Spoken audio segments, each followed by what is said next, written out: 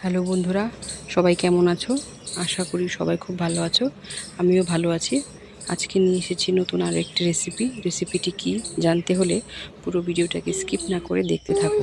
চ্যানেলটাকে সাবস্ক্রাইব করে দিয়ে অবশ্যই আমার পাশে থেকে। দেখতে পাচ্ছ, প্রথমে আমি নিয়ে নিচ্ছি একটি গাজর, একটি ক্যাপসিকাম, একটি পেঁয়াজ, দুটি লঙ্কা এবং দুটি আলু।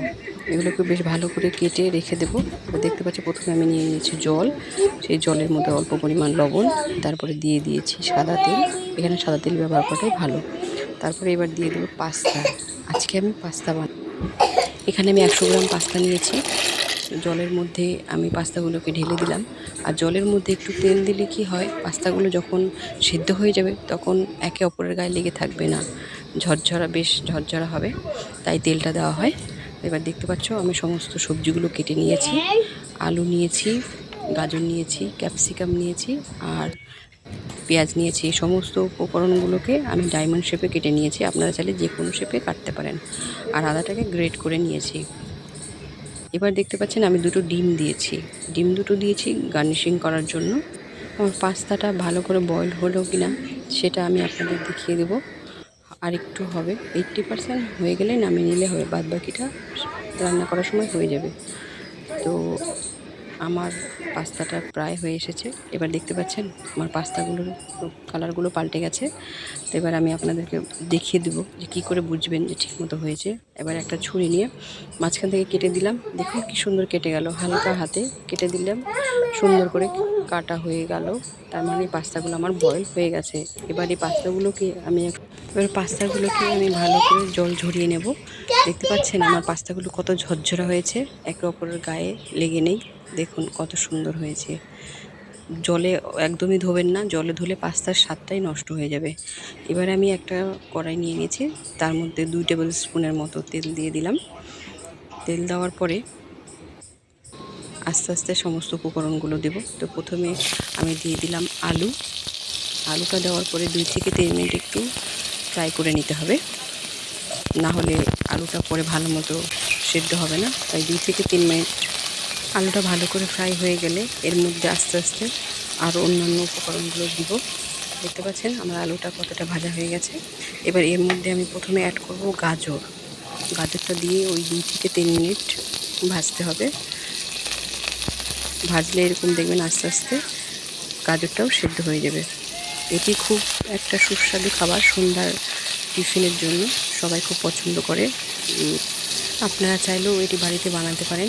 খুব ভালো এবং খুব সুস্বাদু একটি খাবার। তো এরপরে আমি এর মধ্যে অ্যাড করে দেবো ক্যাপসিকাম। দেখতে পাচ্ছেন কত সুন্দর লাগছে দেখতে। এর মধ্যে আমি এবার অ্যাড করে দিলাম ক্যাপসিকাম দিয়ে 2 থেকে 3 মিনিট ভালো করে আবার নাড়াচাড়া করে নেব। ভালো করে নাড়াচাড়া করার পর যখন দেখবে ক্যাপসিকামটা আমার হয়ে গেছে, তখন এর মধ্যে আমি একটু পেঁয়াজ অ্যাড করে দেবো। পেঁয়াজটা দেওয়ার পর ওই আবার একইভাবে পেঁয়াজটাও একটু নাড়াচাড়া করে নেব। দেখতে পাচ্ছেন এবার আমি পেঁয়াজ দিচ্ছি। আর দেখতে কত সুন্দর লাগছে।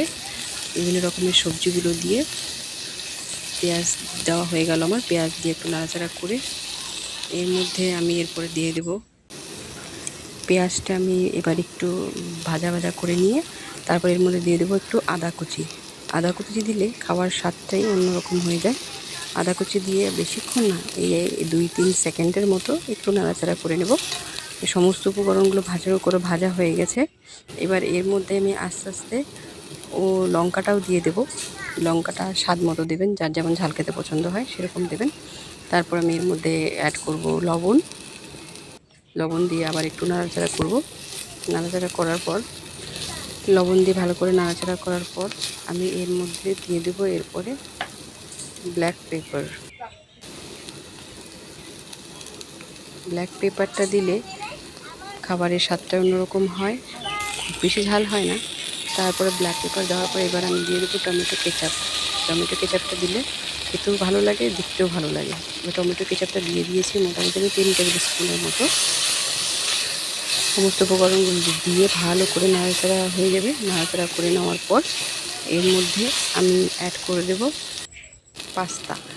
দেখুন কত সুন্দর লাগছে দেখতে। সমস্ত সবজিগুলো ভাজা হয়ে গেছে। এবার পাস্তাগুলো আমি দিয়ে দিব এই সবজিগুলোর মধ্যে। পাস্তাটাও বেশ ভালো করে নাড়াচাড়া করে নেব।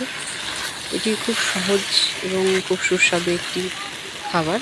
আপনারা বাড়িতে তৈরি করবেন এবং কমেন্টসে আমাকে জানাবেন কেমন হয়েছে। আমার ভিডিওটি দেখে যা ভালো লাগবে তারা অবশ্যই লাইক করবেন। সমস্ত উপকরণ আমার দেওয়া হয়ে গেছে। লাস্টে আমি একটু দেবো, সেটি হচ্ছে মেয়োনিজ। আপনারা যদি চান এখানে আপনারা চিজও ব্যবহার করতে পারেন। এতে স্বাদটাই অন্যরকম হয়ে যায় এবং দেখতেও ভালো লাগে। তো আমি এখন চিজ দিয়ে দিয়েছি 2 টেবিল স্পুনের মতো, দিয়ে ভালো করে নাড়াচাড়া করে নিয়েছি। এবার নামিয়ে নিব। তো রেডি আমার আজকের সন্ধ্যের টিফিনের পাস্তা। দেখুন কত সুন্দর লাগছে। এবার আমি গার্নিশিংয়ের জন্য অল্প কিছু পেঁয়াজ স্প্রেড করে দেবো ওপর দিয়ে। পেঁয়াজ স্প্রেড করে দেওয়ার পরে আমি যে 2টো ডিম সেদ্ধ করে রেখেছিলাম সেই ডিম দিয়ে এখন ওপর দিয়ে গার্নিশিং করে দেব। দেখুন দেখতে কত সুন্দর লাগছে। আপনারা যারা যারা আমার চ্যানেলে নতুন তারা অবশ্যই আমার চ্যানেলটাকে সাবস্ক্রাইব করে দেবেন। এবং আজকের ভিডিওটি এখানেই শেষ করছি। আবার দেখা হবে নতুন কোনো ভিডিও নিয়ে। ততক্ষণ সবাই ভালো থাকবেন, সুস্থ থাকবেন। আজকের মতো এখানেই শেষ করছি। চ্যানেলটাকে সবাই অবশ্যই সাবস্ক্রাইব করে দেবেন।